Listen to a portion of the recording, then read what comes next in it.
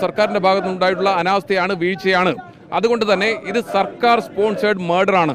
ഞങ്ങൾ രാഷ്ട്രീയമായി ഈ തെരഞ്ഞെടുപ്പിൽ ഉൾപ്പെടെ ചർച്ച ചെയ്തുകൊണ്ടിരിക്കുന്ന വിഷയമാണ്. ഇതൊക്കെ ഇവരുടെ സഹായം കൊണ്ട് ഗവൺമെന്റിന്റെ ഒത്താശയോടുകൂടി കൂടി നടക്കുന്ന കുറെ കാര്യങ്ങളാണ്. അപ്പോൾ ഇത്തരം കാര്യങ്ങളെ രാഷ്ട്രീയമായി ഉപയോഗിക്കരുത്. ഇപ്പോഴും ഞാൻ നിങ്ങളോട് സംസാരിക്കുന്ന ഉത്തരവാദിത്ത ബോധത്തോടെയാണ്. വേണമെങ്കിൽ എനിക്ക് പറയാം, ഇപ്പോൾ അറസ്റ്റ് ചെയ്യപ്പെട്ട ആളുകളുടെ രാഷ്ട്രീയം പറയാം. ഞാൻ പറഞ്ഞിട്ടില്ലല്ലോ. അതിലെ പ്രധാന പ്രതിയുടെ സംബന്ധിച്ച് അതൊക്കെ മാധ്യമങ്ങൾ ആലോചിച്ചോളൂ. ഇനിയിപ്പോൾ അദ്ദേഹം ഏത് പാർട്ടിയിൽപ്പെട്ട ആളാണെങ്കിലും ആ പാർട്ടിക്ക് പങ്കുണ്ടെന്ന് നമുക്ക് പറയാൻ പറ്റില്ല. കാരണം ഒരു പാർട്ടി ആലോചിച്ചിട്ടൊന്നും അല്ലല്ലോ. പ്രതികൾ പല പാർട്ടിയിലും പെട്ടവരുണ്ടാവും. പക്ഷേ അതിനെ നമ്മൾ രാഷ്ട്രീയമായല്ല കാണേണ്ടത്. മരിക്കുമ്പോൾ ഇത്തരത്തിലെ രാഷ്ട്രീയവൽക്കരിക്കാനോ രാഷ്ട്രീയ മുതലെടുപ്പ് നടത്താനോ ശ്രമിക്കുന്നത് മനുഷ്യത്വപരമല്ല. അതുകൊണ്ട് ഞാനിപ്പോഴും പ്രതിയുടെ രാഷ്ട്രീയം നിങ്ങളോട് പറയാൻ ഉദ്ദേശിക്കുന്നില്ല. രാഷ്ട്രീയ ആരോപണം ഉന്നയിക്കാൻ ഞാൻ ഈ അവസരം ഉയർത്തുന്നില്ല. ഗവൺമെൻറ് സംവിധാനം ഇത്തരത്തിലൊരു പ്രശ്നം വന്നു കഴിഞ്ഞാൽ തുടർ നടപടി സ്വീകരിക്കുകയാണ് വേണ്ടത്.